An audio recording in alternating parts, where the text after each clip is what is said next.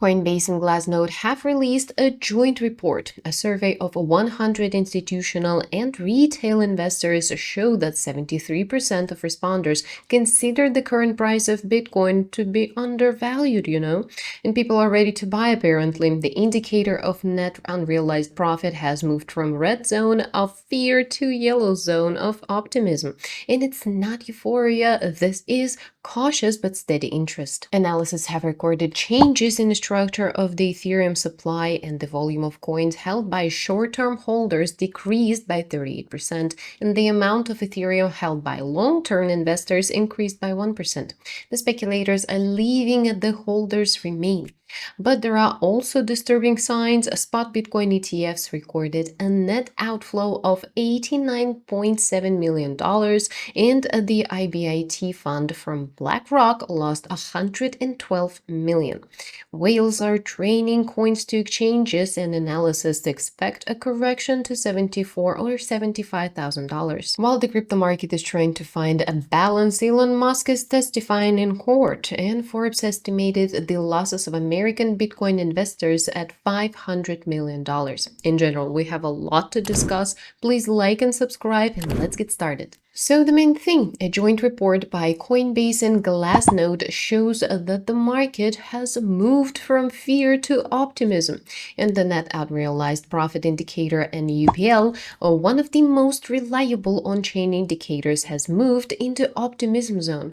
And in previous cycles, this preceded growth. In investor survey, 73% consider Bitcoin undervalued at current prices, and it is really important here because when most people consider an asset to be cheap, they tend to buy rather than sell.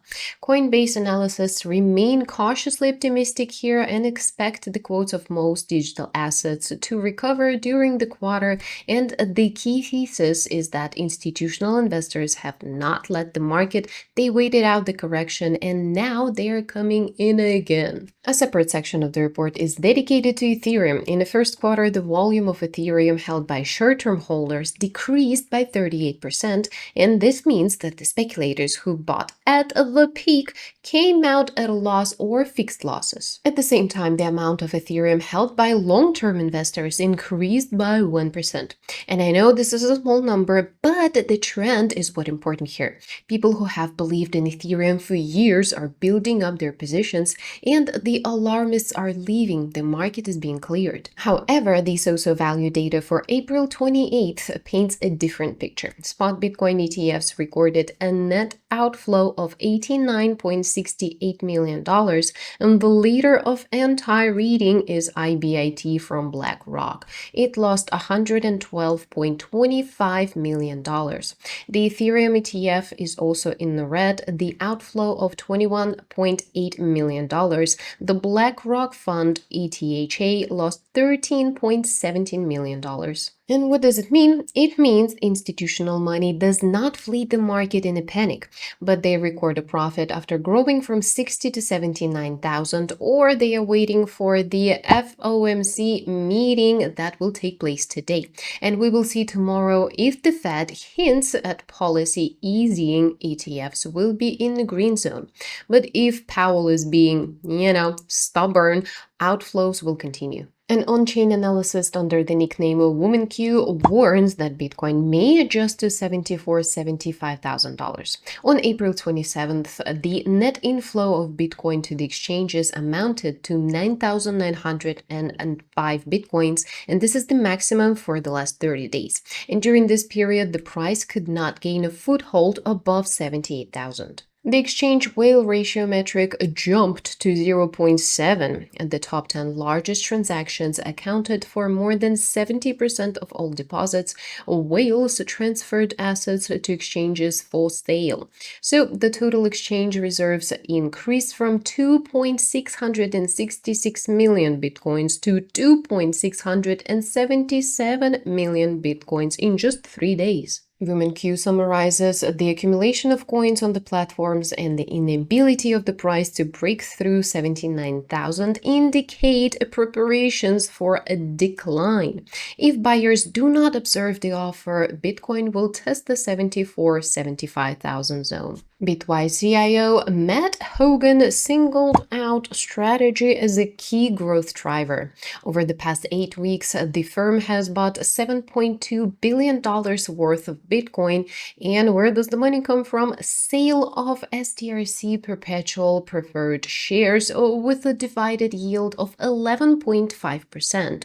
And the instrument is backed by $63 billion worth of Bitcoin reserves. Hogan believes that strategy will continue to raise capital until the volume of liabilities exceeds 50% of crypto assets, and now it is 33%. And that is, Saylor has about $10 billion more that he can use to buy Bitcoin. And trust me, he will do that. And by the way, if you want to buy and trade cryptocurrencies, I would like to remind you about the sponsor of my channel, which I used way before the channel was created. OKX Exchange is the best and most transparent solution for traders today. And if you want to join and get welcome bonuses while supporting my channel as well, see the link in the description down below. Alright, on April 28th, the lawsuit filed by Elon Musk against OpenAI and its co-founders Sam Altman and Greg Brockman began. Musk insists that the transition of OpenAI from a non-profit organization to a commercial structure is a mistake and dangerous precedent. You can't steal from a charity, that's my opinion, he told the jury. According to him, if the behavior of Altman and Brockman is not found to be unlawful, this will set a precedent for the plundering of all charities in America. Musk demands to cancel the restructuring, and the outcome of 3-week process could determine the future of OpenAI, which is preparing for one of the largest IPOs in its history. Musk revealed that he founded OpenAI back in 2015 as a counterweight to Google, which dominated AI, an open-source non-profit organization, he said. Musk's lawyers said that Altman and Brockman used the money, reputation, and advice of the head of Tesla to launch OpenAI and then abandoned the principles of working for the public good. The OpenAI defense responded, in the first year of its existence, Musk himself wrote that it would probably be better to create a standard Type C corporation with a parallel non-profit organization. And in 2017, Musk and others realized that company needed huge funds, and Musk has never expressed the opinion that OpenAI should remain non-commercial. On contrary, he wanted to turn the startup into a commercial company and establish absolute control. Obviously, Musk denies this, and he says that he has always been ready for a commercial daughter, provided that profits are limited and funds are directed to a non-profit organization. And of course, the jury will have to sort through years and years of correspondence and corporate documents. The verdict will be a recommendation. The final decision still belongs to the judge. And the last news, Forbes estimated the losses of American Bitcoin investors at $500 million. And mind you, American Bitcoin is not Bitcoin. This is a financial pyramid scheme that promised investors super profits from mining, and of course there was no mining. It was a classic Ponzi scheme that organizers raised money from thousands of Americans, promising 15 to 20% per annum in Bitcoins. And of course they paid interest to new depositors out of old ones' money. When the influx of new investors dried up, the scheme collapsed. $500 million have disappeared. The real bitcoins that were supposed to be mined never existed. And this is a great reminder that if someone promises you a guaranteed income in cryptocurrency, it is almost always a scam. Mining is a high-risk business and no one gives guarantees.